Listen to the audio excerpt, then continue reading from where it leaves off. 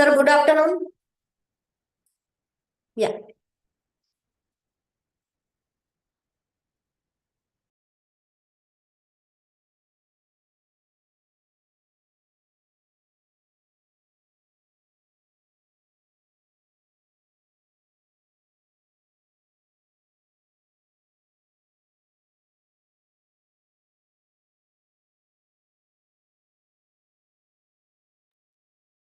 Abhijit? Yes, I have joined, ma'am. Okay. Yeah. So let's start our meeting. So myself, Dr. Karli Gitanjali. I am Professor and Head of Ayush Department. I welcome you all on behalf of Maharashtra University of Health Sciences, Nashik. And today we are going to discuss a case, different type of case, point syndrome. P is polyneuropathy, O is organomegaly, E is endocrinopathy, monoclonal plasma cell disorder for M, and S is skin disorders or skin changes. So let's start with Cohen syndrome. We have Dr. Abhijit Gadve to discuss this case. He is a PG scholar. And then experts, we have Dr. Manoj Chittale. He is professor from Department of Medicine of SMBT Medical College and Research Center from Igatpuri, Nashik. Then we have Dr. Gautam Kumar Jogad. He is professor and head of Panchakarma department from Bhausaheb Murak Ayurvedic College, Nagpur. And the next expert is Dr. Sumita Jain, professor and head of Swasthavritta department from Government Ayurvedic College, Nagpur. So first, we will start from Mr. Abhijit Gadve. Yeah. Good afternoon, everyone. Is my screen visible to everyone? Yeah.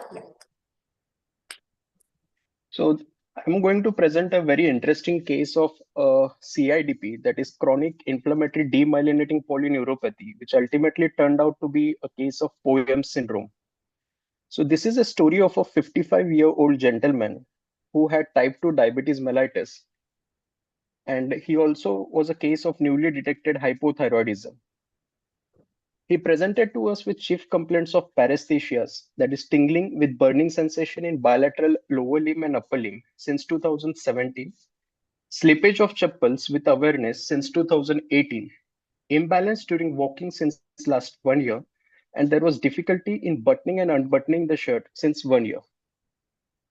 All these chief complaints were associated with unintentional weight loss, that is approximately of 20 kgs over last 1 to 1.5 years, and there was loss of appetite.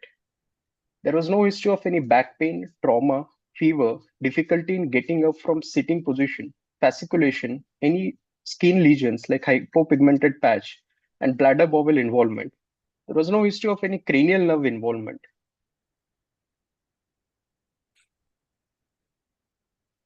On general examination, his pulse was 84 per minute, blood pressure was 110 per 80 mm of Hg. He had clubbing, he had raised and fixed JVP. There were dilated veins over chest and neck, hyperpigmentation of skin over face and extremities, and on examination of other system, there was hepatosplenomegaly. On examination of central nervous system, his higher mental functions were normal, cranial nerve examination was normal. Power across joints of upper limb was 4 plus by 5. He had bilateral hand grip weakness and weakness of small muscles of hand. Power across joints of lower limb was 4 plus by 5. And at ankle joint on right side, dorsiflexion was 3 by 5, plantar flexion was 4 minus by 5. And on left side, dorsiflexion was 3 by 5 and plantar flexion was 4 minus by 5. On examination of sensory system, pinprick sensation was reduced distally beyond ankle in lower limb, and they were normal in upper limb. Joint position sense was impaired at bilateral great toes and ankle. It was also impaired at distal interphalangeal joint of bilateral upper limb. Vibration sense was reduced in bilateral lower limb till hip joint. On examination of reflexes, all the deep tendon reflexes were hypoactive in all four limbs, and bilateral plantar flexor response was present. And Romberg's was strongly positive. So, a differential diagnosis initially for this case chronic inflammatory demyelinating polyneuropathy, that is CIDP. The second differential was of diabetic neuropathy because patient had history of long-standing diabetes mellitus. And the third rare differential was of multifocal motor neuropathy. Moving on to investigations. On routine blood investigation, CBC showed hemoglobin of 16.9 gram per deciliter. On UHG abdopelvis, he had splenomegaly. On electrodiagnostic studies, we found widespread, severe motor more than sensory, distal more than proximal, predominantly axonal in lower limb, and multifocal and demyelinating neuropathy in distal more than proximal upper limb. These features were very characteristic of CIDP. We also went ahead and did his MR neurography, which showed thickening of lower lumbar plexus, left more than right.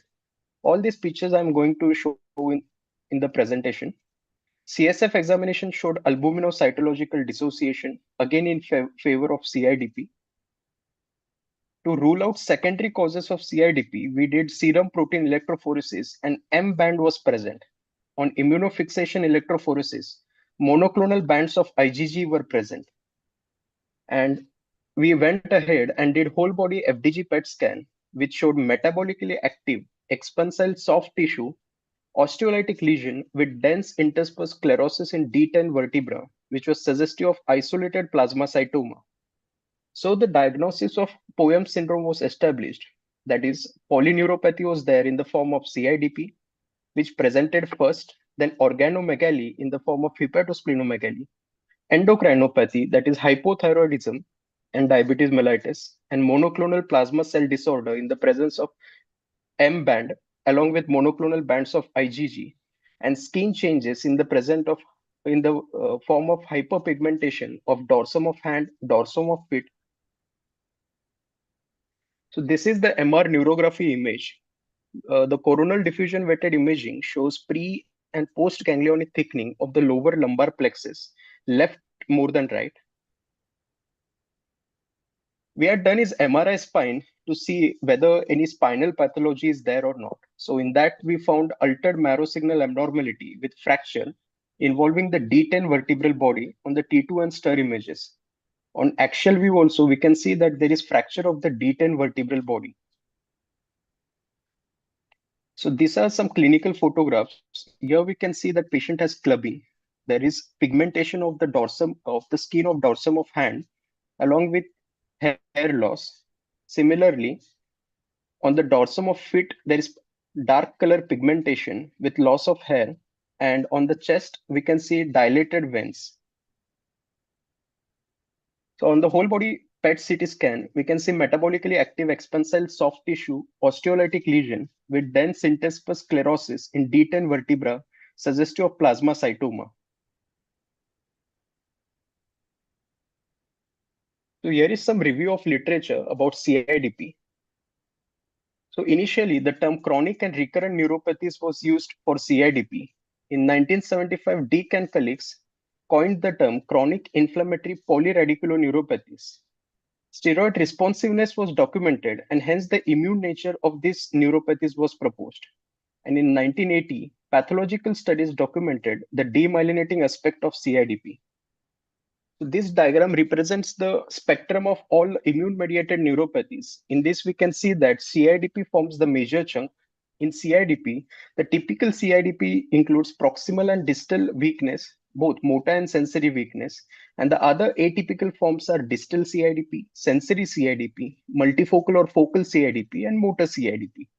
On the extreme right, we can see the monoclonal gammopathies, and there is an overlap between CIDP and these monoclonal gammopathies. Monoclonal gammopathies includes MGUS, that is monoclonal gammopathy of unknown significance with IgG or IgA, IgM MAG negative, or IgM MAG positive. This is one review article in which we can find different diagnostic techniques or tips for navigating the complexities of chronic inflammatory demyelinating polyradiculoneuropathy. So what exactly is this POEM syndrome? So this is a rare paraneoplastic syndrome due to an underlying plasma cell disorder.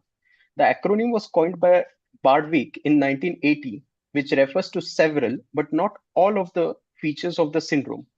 That is polyradiculoneuropathy, organomegaly, endocrinopathy, monoclonal plasma cell disorder, and skin changes. There are other important features which are not included in the acronym POEMS. That is papilloedema, extravascular volume overload, sclerotic bone lesions, thrombocytosis or erythrocytosis, which are included in the acronym PEST, an elevated vascular endothelial growth factor, a predisposition towards thrombosis, and abnormal pulmonary function test. So here we can see the criteria for diagnosis of POEMS syndrome. So the mandatory major criteria includes polyneuropathy. Typically, it should be demyelinating. Then monoclonal plasma cell proliferative disorder, almost always lambda chain associated. Other major criteria are Castleman disease, sclerotic bone lesions, and vascular endothelial growth factor elevation. Out of these other major criteria, at least one is required. Our patient had sclerotic bone lesion. And other minor criteria are organomegaly in the form of splenomegaly, hepatomegaly, or lymphadenopathy, then extravascular volume overload, endocrinopathies, skin changes in the form of hyperpigmentation, hypertrichosis, glomeruloid hemangiomata, plethora, acrocyanosis, flushing, white nails, then papilloedema, thrombocytosis, or polycythemia. And other symptoms and signs includes clubbing, weight loss, hyperhidrosis, pulmonary hypertension, restrictive lung disease, thrombotic diathesis, diarrhea, and low vitamin B12 levels. So does the polyneuropathy precedes M band? Here we can see that polyneuropathy is seen in almost 100% of affected cases of POEMS syndrome, whereas the M protein on serum protein electrophoresis is seen in only 24 to 54% of cases. So why does this happen that polyneuropathy precedes the M band? So in a survey conducted in Japan, 25% of 102 patients with POEMS syndrome lacked M protein. The two reasons mentioned were because of maybe the non-secretory plasma cells are included, or the levels of M protein may be too low to be detected by currently available assays. So if M protein is negative, other advanced tests like immunofixation assay, bone marrow biopsy, PET scan, free light chain assay should be done. So here is a table describing differences between POEMS syndrome and CIDP. So in clinical findings, POEMS syndrome, distal and proximal sensory and motor neuropathy is seen, similar to CIDP, but in POEMS syndrome, it is often painful. In CIDP, it is painless. In neurophysiology or electrodiagnostic studies, in POEMS syndrome, we get axonal loss, whereas in CIDP, we get demyelinating polyradiculoneuropathy. The distal motor latency is prolonged in POEMS, whereas it is more prolonged than POEMS in CIDP. The conduction velocities are decreased in both POEMS and CIDP. Similarly, compound muscle action potentials are attenuated in both POEMS and CIDP. In POEMS, significantly it affects lower limbs compared to upper limbs. And in CIDP, there is less discrepancy between upper and lower limbs. Distribution, POEMS usually affects intermediate nerve segments, whereas CIDP affects proximal and terminal nerve segments. The neuropathology of POEMS includes severe axonal loss. There is loss of myelinated fibers. There is epineurial inflammation. Whereas in CIDP, there is multifocal loss of myelinated fibers and endoneurial mononuclear cell infiltration and epineurial inflammation. Biomarkers in POEMS, as we have already discussed, is elevated vascular and endothelial growth factor. Whereas in CIDP, there are different types of antibodies to paranodal proteins and gangliosides. So management of POEMS syndrome without disseminated bone marrow involvement. Now, as we have seen in our case, if there is isolated bone lesion without any clonal plasma cells found on iliac crest biopsy, radiation is the recommended therapy. So in a series of 35 patients with POEMS syndrome treated at Mayo Clinic, radiation was used as a primary therapy. This resulted in a 4-year overall survival of 97% and a 4-year failure-free survival of 52%. Now, if there is, along with the isolated bone lesion, there is disseminated bone marrow involvement, then radiation is not expected to be curative. If the bone lesion, that is plasmacytoma, is large and radiation can be considered as primary therapy despite a positive iliac crest biopsy. One approach in this type of case is to follow symptoms, serum M protein, and blood vascular endothelial growth factor level over the course of 6 to 12 months after completing radiation and then deciding whether systemic therapy should be added or not. More commonly, once there is disseminated disease identified, systemic therapy is usually recommended. So the take-home message from this case is not all parts of acronym are required for proving the diagnosis of Poem syndrome. M band may be absent in early disease due to low titers, so there is need for IFE and biopsy and 6 monthly M band analysis. If we deal with refractory and relapsing CIDP, we should look for secondary causes. Thank you. Thank you, Dr. Abhijit. Now to discuss this case, as we know, this is the rare case. So thank you so much, Dr. Abhijit, for presenting such a kind of case. Now we have Dr. Manoj Chitale. He is professor and head of medicine department from SMBT Medical College and Research Center to discuss investigations, then treatment part and limitations. I will call him Dr. Manoj.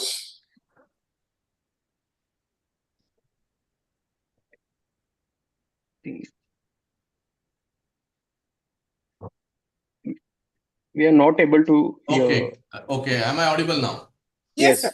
Yeah, Gitanjali madam, thank you very much for inviting me for this wonderful topic. And second, Abhijit, many congratulations for presenting it very aptly. Thank you. Been guided by my teacher, that is Dr. Satish Khadilkar. Yes. A lot of immense respect for sir. He is still teaching every day. So before hitting the topic, Abhijit, we can discuss some things, right? This is very Poem syndrome. Once in a blue moon, one sees the patient, and even if we see the patient, we don't know it is Poem syndrome. Many of the patients go unnoticed, right? So rather than presenting my PPT, which is PPT presentation, which is already with me, it will be better if we discuss it out.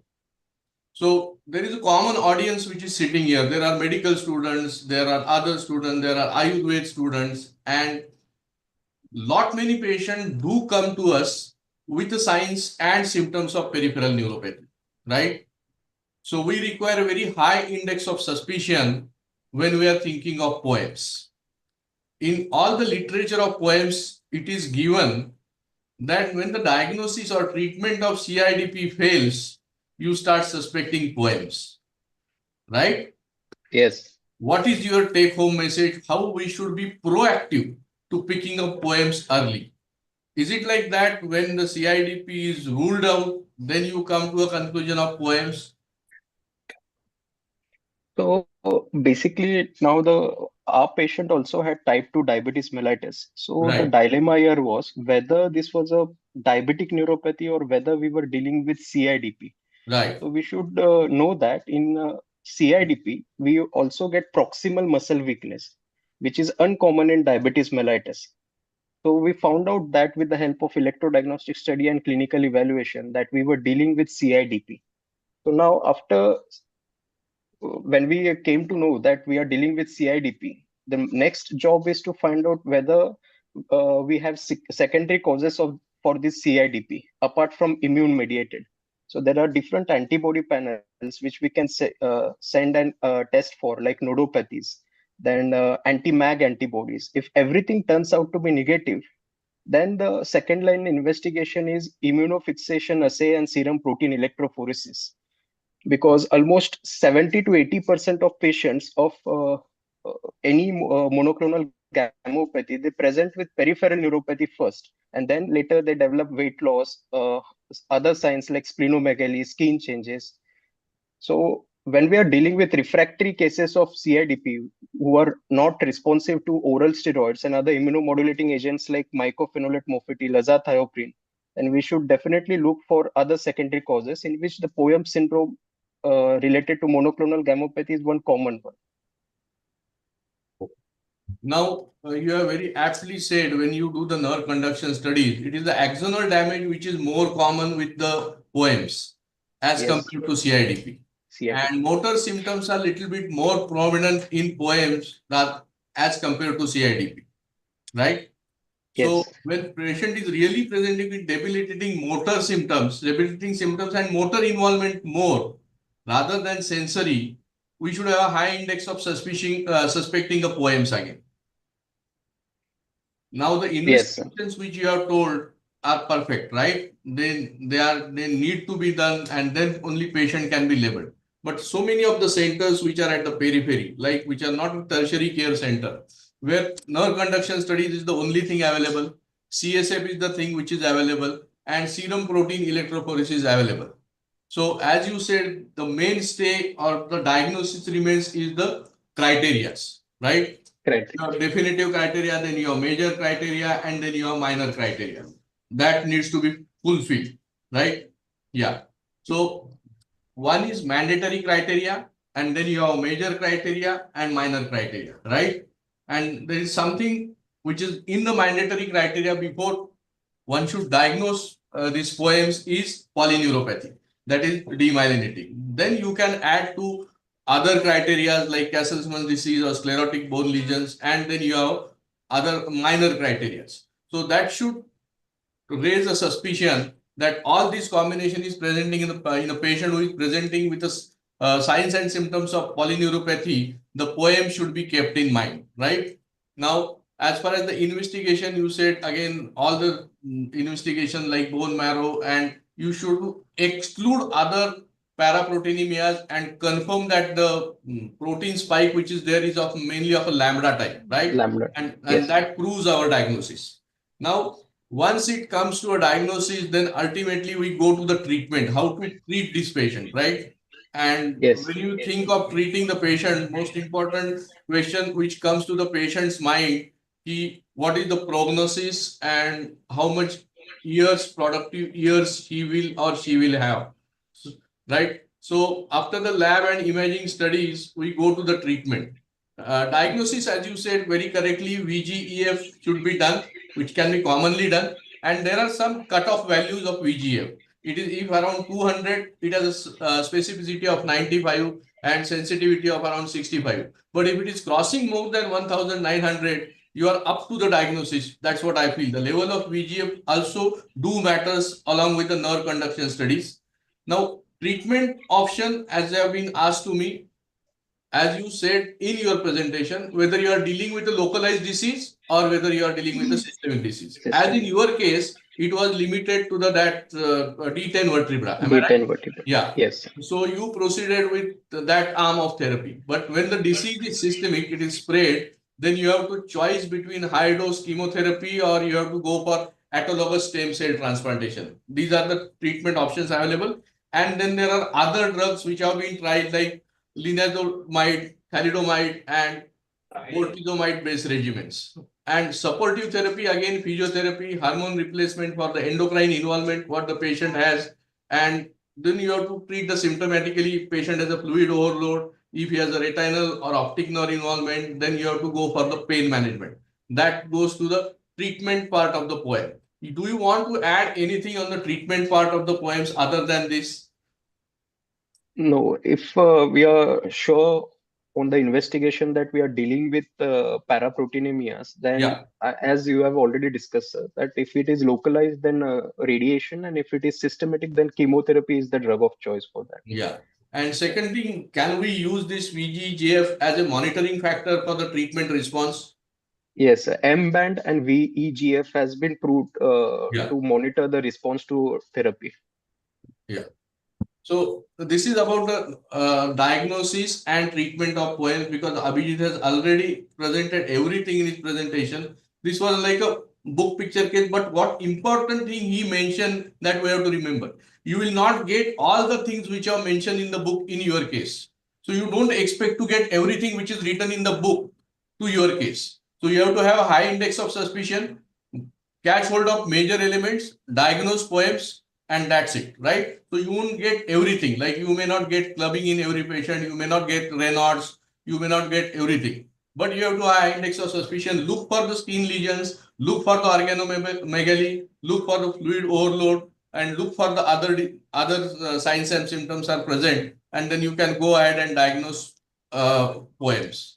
The differential diagnosis, any polyneuropathy patient, chronic, presenting to you, always think of POEM in the presence of the acronym which is given, that is, patient has polyneuropathy, organomegaly, endocrine involvement, and skin changes, have a high index of suspicion. Over to you, madam.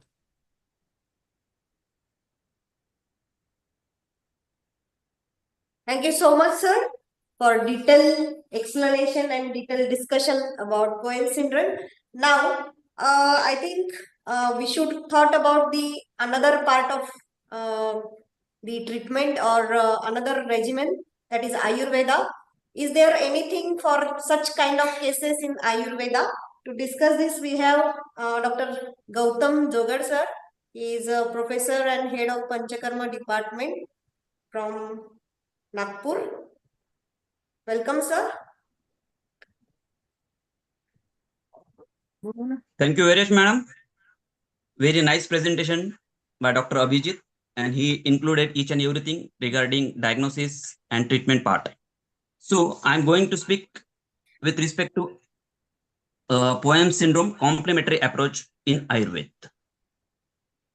In Ayurveda, the prime factor that is responsible for pathogenesis of any disease is dosh dushya sammurchana and is defined using the Nidan Pancham. It is called in Ayurveda as Nidan Pancham. Manifestation of disease occurs in the body as a result of defective strotas or vaigunya favoring the dosh dushya conglomeration. While looking into POMS syndrome, we can see imbalance in Vat and Pitta doshas characterized by predominant derangement in Rakta Dhatu, that is, it means in blood, in conjunction with Rasa, Meda, and Asti Dhatu. One more important concept in Ayurveda, that is Avaran, one of the most complex fundamental concept of Ayurveda. The clinical feature of this disease, which includes polyneuropathy, organomegaly, all these things, can be understood as the Upadrava, means the complication of Avarana disease, like Pliha, Gulma, Udar, Vidradi, Vruddhi. It means organomegaly. It is mentioned in Ayurveda. So we'll try to see how it is. It can be treated or considered in Ayurveda. Probable diagnosis of the patient. Polyneuropathy means in Ayurveda, we can say that Vata Prakop or Raktavaha Strotodushti. Monoclonal plasma pro-reproductive disorders means overproduction of plasma cell may be considered as Vata Dushti and Rakta Dushti. Agnisat and production of Vikrut Rasmay lead to production of malabhav such as M protein. So at the time of treatment, we usually focus on digestion and metabolism of the patient. That is our main concept. That is, we treat the patient on basically on Agni, digestion and metabolism of each and every cell.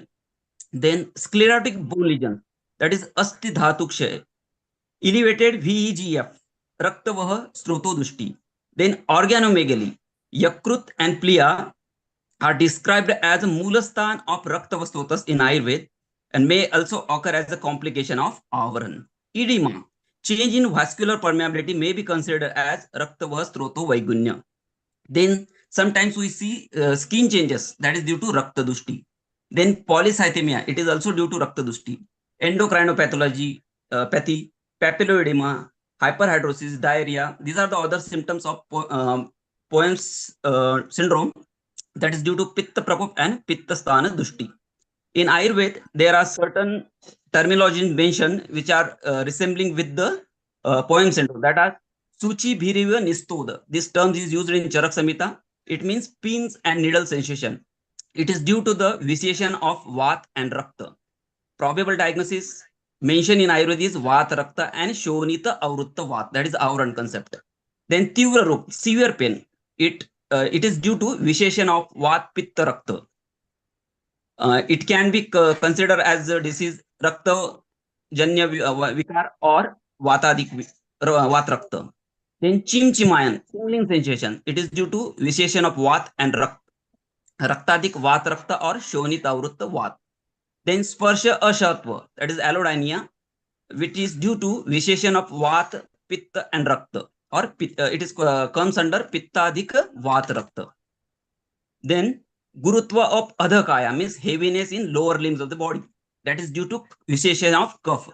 In Ayurveda, there are main three doshas, vat, pitta, kapha, and every disease is considered due to visheshan of either any of the dosh. So kapha, it comes under the kaphadik vat rakta. Then gati vaisham means difficulty in walking or moving. It is due to involvement of vat, that is kapha rutta vat. Then krishnata pad means blackish discoloration of the feet. It is due to visheshan of vat and rakta, and it comes in the vatadik vata rakta. Then organomegaly like splenomegaly, that is due to visheshan of vat pitta and rakta dhatu. So it comes under rakta dushti, avaranjanya or plihodar. Fatty liver, that is due to rakta and meda dushti, and rakta vastota dushti or yakrut vika. So there is one more disease in Ayurveda, it is called as urustamba. So this Poems syndrome comes under two categories, that is Vata Kapha Adhik Vata Rakta, and second is urustamba. So we can treat these patients on the basis of treatment given in the Ayurveda under the heading of urustamba or Vata Kaphadik Vata Rakta. So whenever the etiological factor considered for these disorders in Ayurvedas are excessive use of salty, sour or pungent food. In Ayurveda, it is called as lavan, amla, katuras, excessive use. Then it causes the visheshan of pitta, kapha and rakta. Then one more factor that is responsible for such type of disorders is excessive traveling. In ancient days, it is called as ratha yan, traveling. So in nowadays, we can call it as excessive traveling. Vega dharan, when suppression of natural urges, is also a causative factor mentioned in Ayurveda. And most of the patient, when we will take the detailed history, we encounter such types of causative factors. Then one more factor that is mostly responsible for such type of disorder, one is that is chinta, shok and bhai. You might have heard the lectures of Dr. B.M. Hegde. He always focuses on these three causative factors, that is chinta, shok, bhai. And even hypertension, then hypothyroidism, all these disorders are mainly caused by the chinta, shok and bhai. That's why meditation is very important. Then vidai food, excessive use of curd is also responsible for vat, rakta and urustam like vyadi. So what is the management in Ayurveda for the demyelination of teeth? One treatment is mentioned, that is Basti. So many research has been conducted on this topic, and finally it is concluded that Basti is very effective in demyelination of the patient. It reverses the demyelination. Then second thing, all these causative factor causes the Vata and Kapha Dushti and Visheshan of Rakta. In Ayurveda, it is called as Vayur Virodha Vruddhena Raktena Avritya Pate, means it obstructs the flow of the blood, and that is why it is this is called as Vata Rakta. And Upadhatu of Rasa and Rakta are Sira, Snayu, Kandara. That is all those are involved in this disease.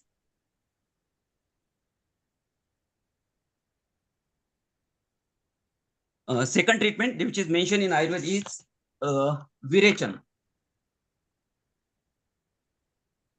So in Poems disorders, usually there is involvement and it is caused by elevated pro-inflammatory and angiogenic cytokines. And Virechan can reduce, it is a process for modern medicine people, I will explain in short. That Virechan means physician-induced purgation. Repeatedly, if you create or induce purgation in patient, it lowers the angiogenic cytokines in the body. Then one more treatment mentioned in Ayurveda for such type of disorder is Sek Dhara, means it is called as Dhanyamla Dhara. It gives very good results, and several studies conducted on it, which gives significant improvement in pain on a neuropathic pain scale or neuropathy analyzer. Vibration or hot sensation can be improved in such type of patient by this Dhanyamla Dhara procedure.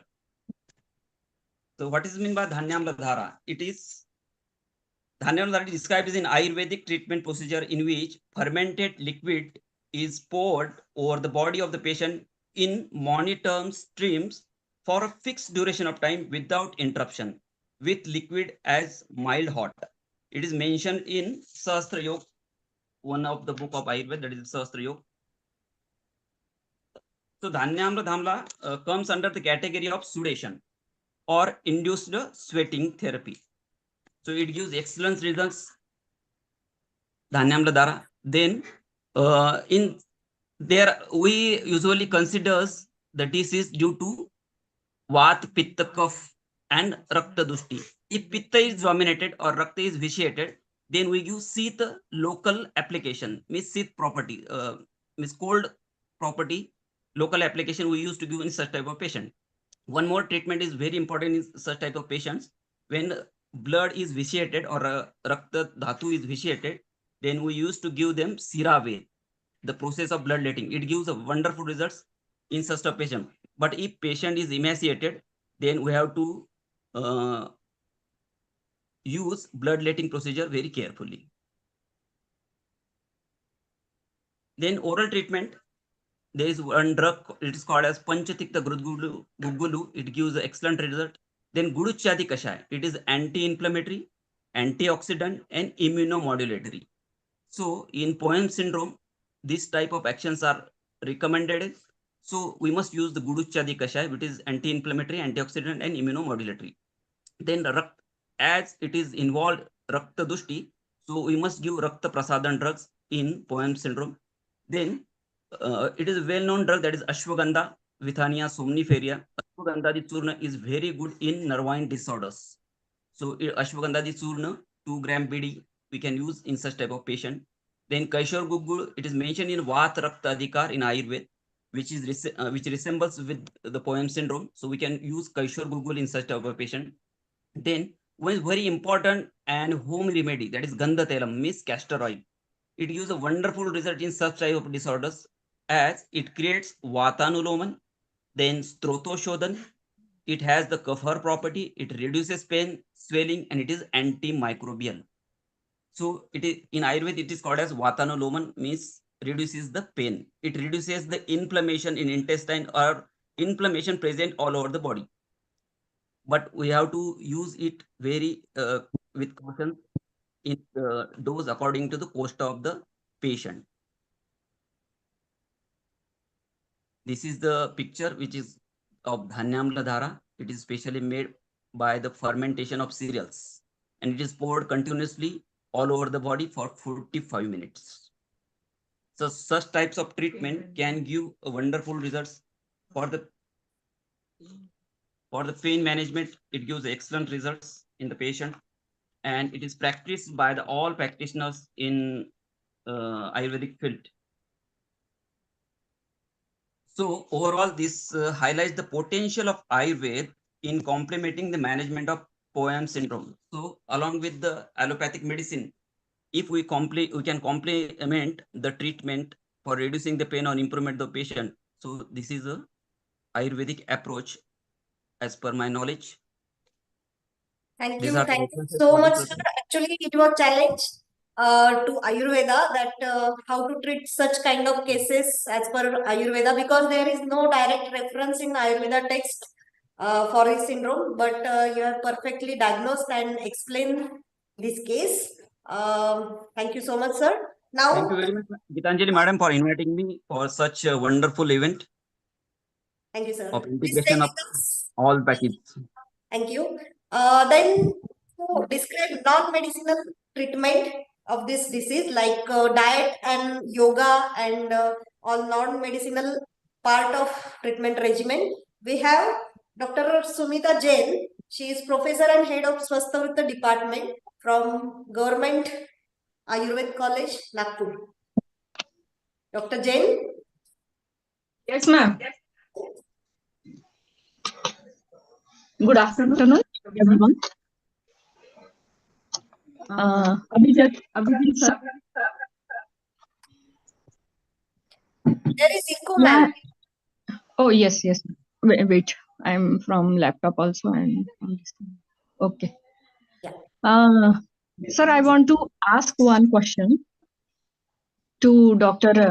Abhijit. Hello. Yes, ma'am. Yes, sir. Sir, have you taken dietary history? Like the patient was taking frequent meals. What was the water intake he was taking? And his stress and anxiety like symptoms? Yeah, we do take personal history, ma'am. In personal history, we did inquire about his diet, specifically whether he was vegetarian or non-vegetarian, so that Yeah. whether B12 and protein supplements were adequately taken or not. So his appetite had reduced. He was pure vegetarian, and his Yes. B12 level was found to be low, which we had supplemented with medications. But yeah, we did not inquire specifically about the water intake. And there And were some sugar also. family stresses. He had some family issues going on in the background. Okay, sir. Generally, what I have seen that the JR and these people, they forget to take the history of frequent meal and water intake, right? So, as you have said that his appetite was low, that means his digestive system was sluggish. And according to me, as I have not seen poem syndrome as a whole in my OPD, but I have come across the par, various symptoms of all the syndrome in usual my OPD. So what I think the Kled, Chinta, Shok, Adyashan, and Vat Prokop are the major cause for this case. Kled means sluggish digestion, and indigested material is um, going in gut, and his absorption assimilation process was disturbed. That is microcellular metabolism. Chinta Shok means his mental stability is not that good. Emotionally, he is imbalanced. And Adyashan means frequent meals. Generally, I have seen the patients with diabetes, they take frequent meal every 2 hourly. They eat anything like some dry fruit or anything, anything for sufficing the appetite.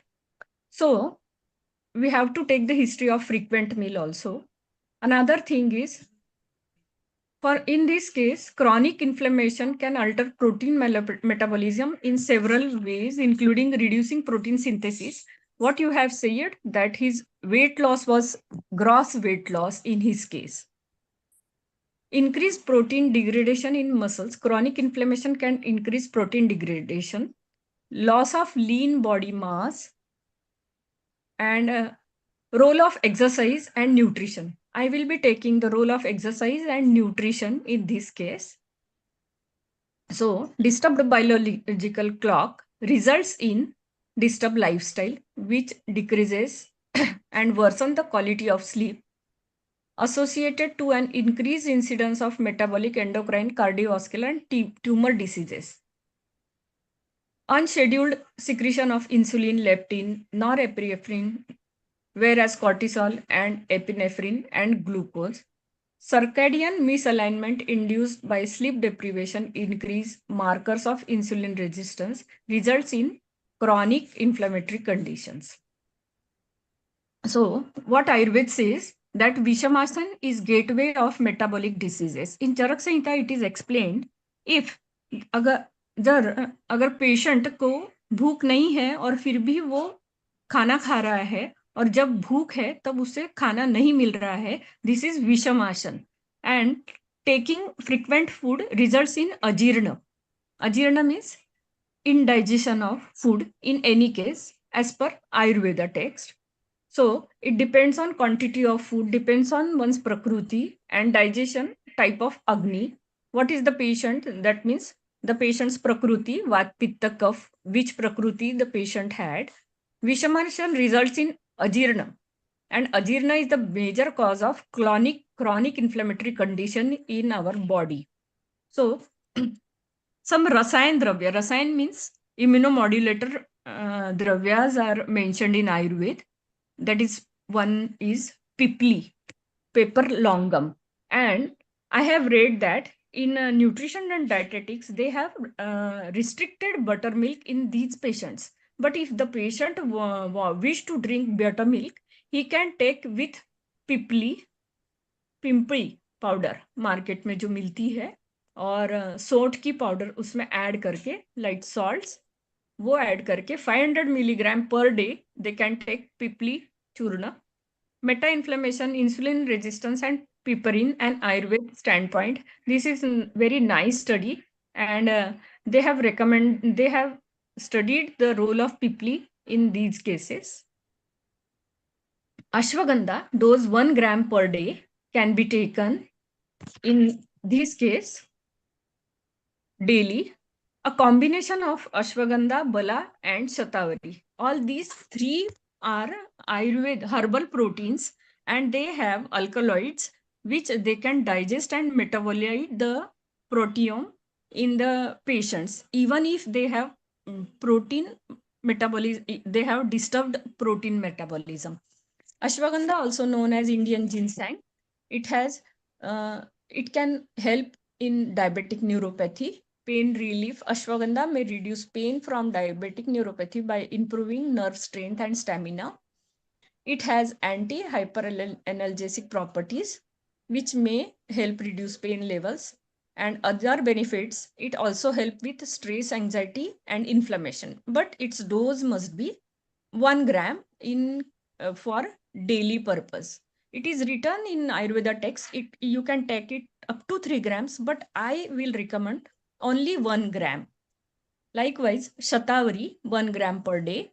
Shatavari supplement in postmenopausal women alters the skeletal muscle proteome and upregulates protein pathways involved in training adaptation. Hence, it may support muscle adaptation responses to exercise. So, the wonderful combination, see, in our college days, our professors were regularly using Shatavari, Ashwagandha, Bala, 1 gram each, 3 gram daily, boiled in milk. It was very wonderful combination in diet, all for paralysis patients and chronic inflammatory condition patients. Another things are, we have to increase the spices. Dried ginger powder daily 1 gram, caraway, that is kala jeera, ajwan, papaya, fennel, matlab सौफ, और शेपू की सब्जी, आंवला, बेर, jujuba, bore. This is also very good thing. And in case of B12, when there is sluggish digestion and metabolism, we have to ask the history of not acidity. Means I don't want to say that is gastritis. Acidity in general term, the patient complaints of burping or loss of appetite. We consider it as it under Agni-mandya. In that case, intrinsic factor is low in that patient. That's why the B12 can be decreased, and we can increase it with the help of prebiotics and soluble fibers. As the patient is vegetarian, you can recommend prebiotics and soluble fibers. Means a very good example in our Maharashtra is ambil, ज्वारी से बना हुआ जो आम्बिल रहता है, you can recommend the patients ambil. And soluble fibers means छिलके वाली मूंग दाल with its coating and its soup, that is dal, and with that things, vegetable soups, and adding pipli, pepper longam, kali miri, and jeera and salt. Only this thing will improve his digestion and metabolism. And these beverages, what is Indian beverages? That is hot drinks, means soup, ambil, and kadha. All these things, they increase the metabolic rates. So that will unknowingly increase B12 absorption in the body. Because his gut bacteria, if it is good, then prebiotics will help to produce probiotics and to absorb probiotics. Then we will think apart from this nutrition part, the major role of meditation in these cases, very well it works. Meditation can impact the endocrine system, which is responsible for regulating many bodily functions responding to stress, Some studies suggest that meditation can improve mental health and may associated with changes in endocrine function. Meditation and HPA axis, all very well know that this works in case of pain management also. One study found that focused attention meditation reduced cortisol levels, but automatic self-transcending meditation did not. Means, अगर किसी के under meditation कर रहे हैं तो that works well, और खुद कर रहे हैं तो that doesn't work. Meditation and neurotransmitters. Meditation can increase level of dopamine, serotonin, and GABA, which are neurotransmitters that affect pleasure, happiness, and calmness. Meditation and long-term changes. One study found that long-term practice of transcendental meditation, the program may cause the decrease in serum TSH and growth hormone. The patient has complained that hypothyroidism. Meditation. Which type of meditation now? Left nostril breathing. That is, left nostril से inspiration and left nostril से ही expiration करना. That is Chandra Nadi Shodhan Pranayam 21 times, Omkar chanting 21 times, and Yoga Nidra 20 times. There is one wonderful app, Preksha Meditation app, and it is a totally guided meditation app, and it shows our daily activity, how much time we have meditated. So, and it is a Android based app, free of cost. So you can advise the patient to download the app and they can meditate it very well. Pain management. In Ayurveda, it is written that Vedananam adhishthanam मनोदेहश्च सेंद्रिय. मतलब वेदना सिर्फ body को नहीं होती है, तो मन से उसका रिलेशन है. और योगिक मोक्षे च सर्वेशम मेदानानाम अवर्तनम, मतलब योग मोक्ष की प्राप्ति देता है और सारे दर्द को कम करता है. सो we cannot advise this patient that the number of asan, only stretching sukshma vyayam will do in this case. Sukshma vyayam of every joint, right from neck, shoulder, wrist, elbow, back, knee joint, hip joint, ankle joint, all the small joints, every joint must be get done stretching every day. So the role of Sukshma Vyayam is very much important in case of this case for pain management. And the last thing I will like to tell you, that all the students and all the participants, that mud pack is very well appreciated in this case. Mud pack will reduce hepatomegaly, splenomegaly, digestion and metabolism, and paracolic gutter, that is the lymph nodes activation. So mud pack for 20 minutes.